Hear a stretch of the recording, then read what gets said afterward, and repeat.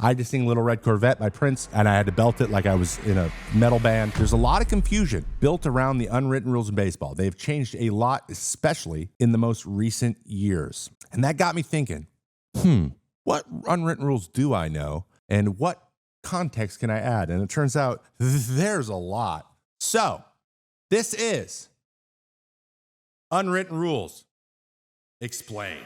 So there are three main categories, guys. Competition, basically how you are supposed to interact with your fellow player or your teammates. You know, like what are the sportsmanship rules and stuff. Then we have seniority. What are all the rules built around people who've been around longer, getting things that people haven't been around longer, aka veterans versus rookies, aka coaches versus veterans. It's just like seniors and freshmen. It's the same thing. And then we have just the baseball gods. So this is just karma. Don't do this because that'll backfire in your face and you're going to look like an idiot. This is not an official document. I made this up. Some of these you may recognize, some of you may not. Here we go. Competition. Ooh. Never step on the pitcher's mound if you are not the pitcher. You maybe remember this. Dallas Braden threw a no-hitter. A-Rod got out, ran back to the dugout, but ran up and over the mound as Dallas was walking back up. A-Rod got really, really pretentious, diva-esque. Like, it's pretty well known that you don't do that, and he was doing it on purpose and just like asserting his dominance. You don't run over the mound. It's just a respect thing. You know this when you're a kid. Never bunt after the sixth inning if your team is getting no hit. Now, this one is going by the wayside. I understand you got to get a hit any way you can get a hit, but no-hitters are so rare that bunting seems a little bit bush league unless it strategically makes sense. But that's the only exception that where people will still not like it, but they'll just be like, I mean, it's 1. So if the game's 1-0 and one base runner could change it, like at that point, you're not getting no hit. You have to get on base no matter what, because you can still win the game with no hits. So whatever. If you're down 9-0 and you bunt to break up a no-hitter, your only goal is to break up the no-hitter. Come on. I think it's been moved to like the 7th or the 8th inning. If you bunt in the 6th, okay. But if you bunt in the 9th to break up a no-hitter, come on, dude. Hit the ball. Never bunt for a meaningless hit if your team is getting boat raced. Now, you guys remember, boat race means you're getting your ass kicked. That's a real guy situation. No one likes the guy who's only worried about his own stats, like pad their stats and the team doesn't really matter. Don't do it. Never steal if your team's way ahead. Same thing. Just don't pad stats. You're trying to run up the score. People don't like that shit. Just don't do it. Now, if it's a pass ball or something and now you're just being disrespectful because you're not running, that's different. Oh, never swing 3-0 when your team is way ahead. Now, this one is in vogue in baseball these days. Most of the time, you don't want to swing 3-0 because it's a bad strategic move. You just let me back into the AB for no reason. But like when you're way ahead, again, you just know you're going to get a fastball, so you're trying to pad your own stats. Again, it's a selfish move, seen as a selfish move. I don't care about this one anymore. I don't think really anyone does. It doesn't happen that often. And to be honest, the guys who do it, you're like, yeah, you would. Like I spent a lot of time doing that when I was playing. I was like, oh, you would. It's tired, but it's whatever. No one's getting super angry about it anymore. Do not walk in front of the catcher when you strike out, meaning like when he's going to throw to third and you're like in his way. No one gives a shit about this one anymore. But this used to be a big deal. It really did. Do not watch your home run too long or bat flip. What year is it? Remember this one? Joey Bats, I'll be honest, he gets a pass for this because I think that you should be able to bat flip in that situation. If you walk off a game, do it. If you're taking the lead, do it. If it's a playoff game, do it. If you walk a team off, you can do cartwheels. You can do whatever you want. But if you're doing it in the 4th inning, down 4-0. Congratulations, you played yourself. It is an iconic bat flip, but as we know, what did this lead to? Ha! All right, let's rapid fire these last few. Never stare down a hitter after you strike them out. If we're bat flipping, we're staring down hitters. I'm of the ilk that you can celebrate all day as long as you're not just like trying to be like, you suck, other guy. But that said, Joe Kelly, I get this one. This one was there was underlying thing. But celebrate all you want in the box. As long as we can celebrate all we want in the mound, I'm good with that. Never make the first or third out of the inning at third base. Now, this is more of a strategy thing, but it's kind of gone by the wayside. Basically, the reason you don't want to make the first or the third out there, one, you might be giving away an out. So if you're already on second and there's no outs, you have 3 opportunities to be hit in. So don't ruin that. Now, it's okay to run with 1 out and take a chance, because if you get to third with 1 out, you have a sac fly to get you in. So that's why that's the only acceptable one, making the second out. If you make the third out, obviously the inning's over. You ruin your ability to score in scoring position. So you either end the inning or you're giving away an out and there's now no one there to score when you have a bunch of opportunities. Elliot Cruz did this a couple times last year and he got a little bit of flack for that, because the only incentive at that point is, why are you running? It's to get stats for yourself. which nobody likes. Do not steal third with 2 outs and a non-power bat at the plate. Another old school one. You're going to score from second. You don't need to be on third for a guy who's probably not going to hit a home run. Does that make sense? If they get a hit, it's going to score you, probably. But this used to be a big part of old school baseball. Never argue balls and strikes with a veteran hitter in the box. I love this picture so much. This is one of my favorite ejections in the history of baseball. Over here you miss. On this side you miss. Up high you miss. But I'm talking, you're a young guy, you're pitching to Joe Mauer, you thought something was close. He looks at it, it's not close. It might have been a strike, might not have been a coin flip, but he gives it to Joe, and you're like, whoa, what was that? Veterans will be like, what'd you just say? You don't know the strike zone better than I do. Shut the hell up, Rook. And then you feel like an asshole. So this is the thing we're running into these days, right? We got guys reacting like they are veterans when they're not. And guys are getting to veteran status faster. So this one's interesting. I just feel like it doesn't really matter that much. We don't see this very often. I don't think that veteran hitters care that much. The strike zone's changed so much recently, and it's kind of governed by technology to the point where it's really not the umpire's fault anymore that much. So I don't think that it's that big of a deal anymore. Because hitters don't have the opportunity to get the benefit of the doubt. Like we talked about this a lot. I did the video on the 76 pitch outing from Greg Maddux. If an umpire's like knows that you hit spots all the time, they're willing to give you the benefit of the doubt if they don't see something very well. They just guess and say, okay. And then they say, yes, it's Greg Maddux. Of course that was a strike. That can't be the way that things operate. And that's kind of gone away a little bit. And that was a lot of Greg Maddux's stuff. That's not a knock. That is playing the game. He knew these things and he used it to his advantage. That's called being a Hall of Famer. That is pitching. If your teammate gets hit intentionally and your manager says to retaliate, you do it. Yeah, it's true. Now, it happens way less now. Honestly, it happens almost never now. Anything that happens in this way or like brushing back is usually just players. Managers aren't this. And this is headhunting. Let's be very freaking clear here, right? This is you hit them in the meat of the butt or you don't hit them at all. That's what I heard. So all through the minors, if you can't hit them in their butt, don't do it. But you better be able to do it. Like, it was one of those things, like, figure it out. And yeah, I was asked to, and I did it once. Fortunately, I did the butt thing, so it was good. I said, hold up. Wait a minute. What if a teammate who got plunked asks you, though? I mean, honestly, if a teammate gets plunked and asks you, I don't think there's an opportunity for you to say no to that. I don't know how you do that. You have to have a good reason, too. It's got to be a good spot. It depends on the guy. And then how comfortable you are saying, nah, fam. The thing is, the problem with this one is we don't know any other thing to do. There's nothing else. Pitchers have one thing. We throw the ball. Like, it's all we can do. Policing yourself has always been part of the game and always will be. But that said, if you cannot figure out a different way to do it, we got to find something else. Never throw it at a hitter's head. Now, you may remember this very famous picture from Pedro Martinez. He says he was saying, think about it. But it was a little bit weird when he hit a guy. Jeter's the captain. That's who you go for, right? So this was an example of that, but he did throw over his head. He threw behind him. That's a no-no. But you also might not want to hit them. And the best way to miss them is to throw real high over the head, a.k.a. Noah Syndergaard in the 2015 World Series. Alcides Escobar. Okay, never show 3-0 just to pull back. Are we in high school? If you do this, you're a loser. Don't do that shit. Don't fake bunt to get a ball, you dorks. Seniority. Let's get into category 2, seniority. How do the unwritten rules, like, you know, amongst your team and amongst veterans and all that kind of stuff, how does that work? These are my favorites because I exercise these. Never call an umpire blue. A lot of you may not know this one. I learned this in minor leagues when you're in rookie ball down in Florida. If you're starting pitcher, you're not pitching that day. You have to stay for the game, and then you might be on foul ball duty or like running the balls to the umpire between innings. And ran out. He asked for the balls. He grabbed them, ran out, and he was like talking or not looking at me. I go, blue. And he looks at me and goes, what'd you call me? I go, my bad. Hey, he goes, hey, Rook, never effing call an umpire blue. It's Chris. You learn my name. I'm a person. I'm like, okay, my bad. I was like, oh, my bad, dude. And I handed it to him. Never called an umpire blue ever again. But alternatively, if you want to insult an umpire, just start calling them blue. I have a couple other teammates that would just always call them the wrong name on purpose. Like Daryl. Daryl was a good one. Oh, come on, Daryl. It's nowhere close. On the bus and the plane. Rookies sit together when they aren't enough for everyone to have their own row. We call it double up. You got to double up if you're a rookie. Veterans always get their own seat. So you get on a bus late. It's like one of those ones where you have a bunch of people there. People's families are on the bus with them too because it's a family trip. And then we got guys who are not with their families. Super vets just sitting there like, don't you sit next to me. So it's like very much like in Forrest Gump where he's like, seats taken. It's like that. And I love this one. And most of them know, but there is issues in the past. There has been issues in the past of rookies having their own seat, not giving it up, and they're becoming a scene. That has happened. I've seen it happen a few times. Pretty stupid, but it is a thing. It's a hierarchy. Veterans always pick the music. Clubhouse, on the bus, in the weight room. If there is a veteran with the most service time, he gets to change the music to whatever he wants. Max Scherzer walked in the room, he changed it.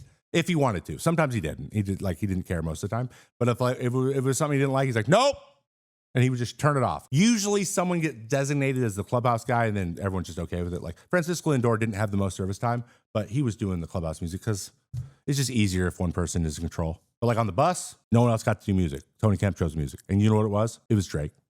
It was always Drake. It was Drake every time. Love you, Tony. But oh my God, please. Anything else, please. The highest service time players get the best lockers. Always. Best lockers are usually in the corners of the locker room, and that is your starting catcher is usually got one of them because he's got the most gear, and then the veterans get the other one. So like you get your dibs, and if there's any lockers of open, they're always next to them. So they get a corner, and then there's an open locker where they get to put a bunch more of their crap, and then it's a bunch of rookies stacked in there. Everyone enjoys this because it's something you can earn, which I think is really cool.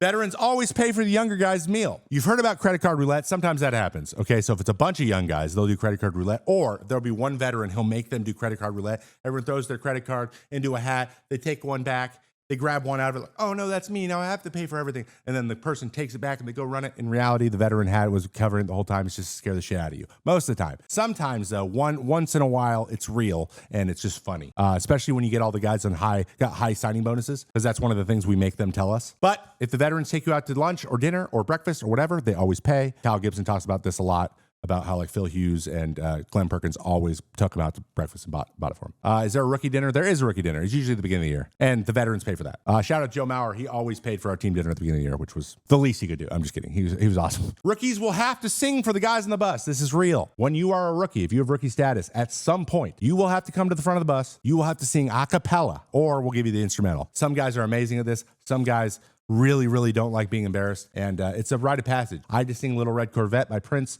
for Tory Hunter. And I had to belt it like I was in a metal band. And it was super embarrassing, but I got my chops and never had to do it again. And as you can imagine, in Oakland in 2023, we had about 20 guys sing. Williams Astudillo did the Macarena so well that we constantly had him do it again. So also, you gotta not do it too well. What you want to do is just adequate. You want to do, oh, good job. You want one of these. All right. And every once in a while, you run into someone who can sing. But most of the time, you're sending them back to sit in the bathroom for a little bit. The bullpen guy with the lowest service time is responsible for the bullpen bag. Now, this is a big bag. It usually actually isn't this cool. It's usually like some sort of princess situation. It's usually like a Hello Kitty bag. The guy you see walking out to the bullpen at the beginning of the game with like the weird little princess backpack or something, it's got all of our painkillers. Very important. It's got like the icy hot that you put in your arm. It's got some guys' tobacco. I know you're not supposed to have it, but I don't care. Guys chew tobacco a lot. There's candy and gum and snacks, and then there's like granola bars and all the kind of stuff you need. If they're pre-workouts, usually in there. And then obviously you got to have all your different kinds of sticky stuff so you can cheat, because all bullpen guys are cheating. No, I'm kidding. You bring your sticky stuff yourself. So it's their job to keep it stocked. This is bullpen hazing, but in reality, it's kind of nice to have the bag. I had the bag for a while, just for fun. Rookie will always be responsible for the travel speaker, the beer bag, the bullpen bag, and the player of the game trophy. So not only do they have to bring that bag out to the bullpen, they also have to make sure they keep track of it between your home stadium and away stadiums. It's got to come on the road with you, and if it doesn't come on the road with you, it's their fault. Then this isn't always the same person. If you have a bunch of rookies, the player of the game trophy is usually like a belt or something, and a rookie's got to make sure it gets on the bus and off the bus. But usually it's the person who won it is in control of it. DeGrom hated it. DeGrom didn't want to keep track of it, and he got it every time he pitched. So, what an idiot. The travel speaker is a big boom box usually. That's a rookie. Better be charged or you're going to get yelled at. And then the beer bag is like, get a bag, fill it with beer for wherever we are, and then just have it. So if someone yells,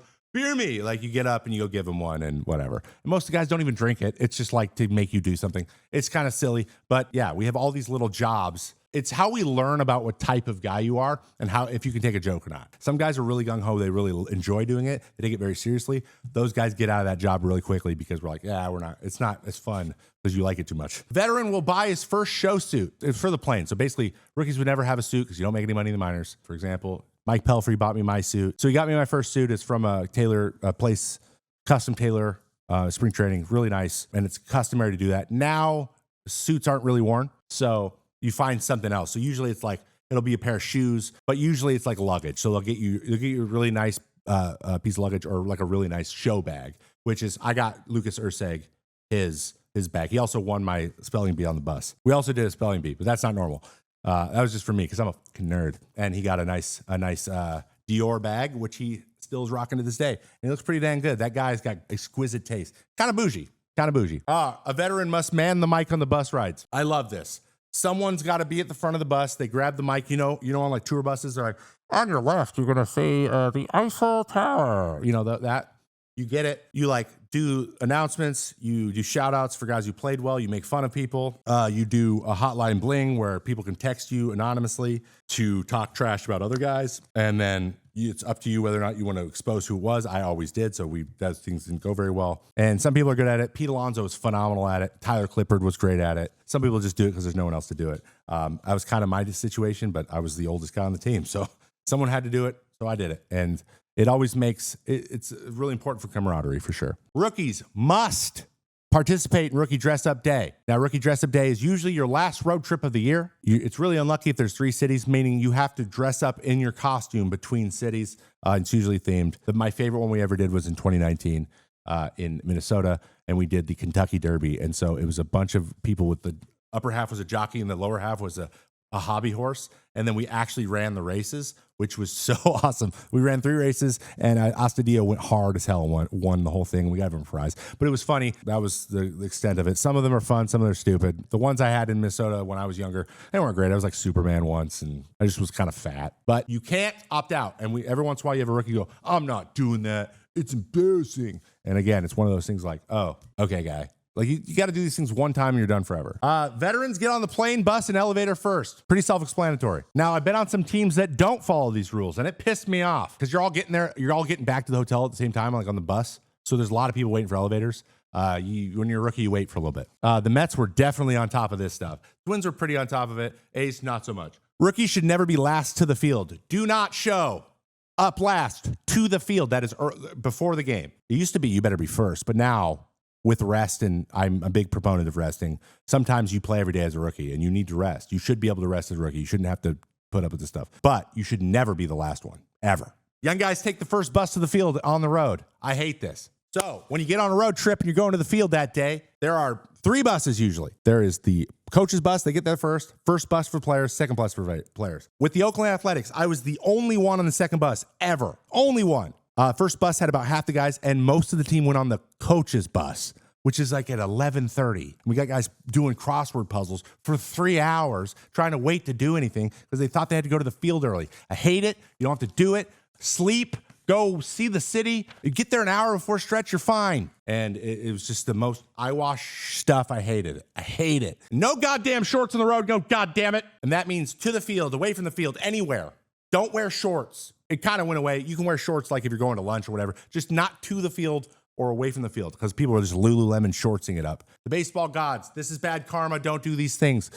Never step on the foul line when entering or exiting the field. Don't be a nut job. You guys all know this one. I don't need to explain it. We don't step on the line or you're crazy. It's like stepping on cracks when you're 6 years old. What are you doing? You want to break your mom's back? You're crazy. You don't talk about the hitter or no hitter. You don't talk about the no hitter or the perfect game. We just look forward and we imagine that it's not happening, especially if you're in the dugout. Now, that said, Trevor Williams used to, in the bullpen, from the 4th inning on, say to every inning, there's nothing I can do. There is a no-hitter. We have a no-hitter going, and nothing I say matters. Nothing I say matters. And he basically just out-jujus the juju and just puts it out there. Just because I'm doing it doesn't mean it's going to be jinxed. It's just the way it is. Everything happens for a reason. He just do this. He just put it out there to kind of make us relax a little bit because he felt like that helped it happen more often. Never did, but it felt like it did. Don't talk to the pitcher either. You can be engaged by the pitcher. If the pitcher wants to talk to you, you can talk to him. But you never go up to him like, hey, bud, what are you doing this weekend? Respect the home team's pregame routine. Don't stretch in center field, high schoolers. Now, this isn't a big deal in Major League Baseball anymore because you have your own facilities. But I remember in high school, when a team stretched in center field, we hated it. Especially if they came to us and they did that. Oh, no. Based on nothing. Does it matter? Not really. There is one funny thing. Pitchers are usually out there throwing because during someone's BP because we have to. And they just always seem to be trying to hit it in the direction we are in. But we're relievers. Who gives a shit? You know what I mean? Never show your teammates on the field. You never throw your hands up. You never say, what are you doing? This is a sportsmanship. This is a respect thing. I will die on this hill. Don't do that as a pitcher. You can be frustrated and you can be pissed off, but they know what they should have done. And if they don't, then light them up in private.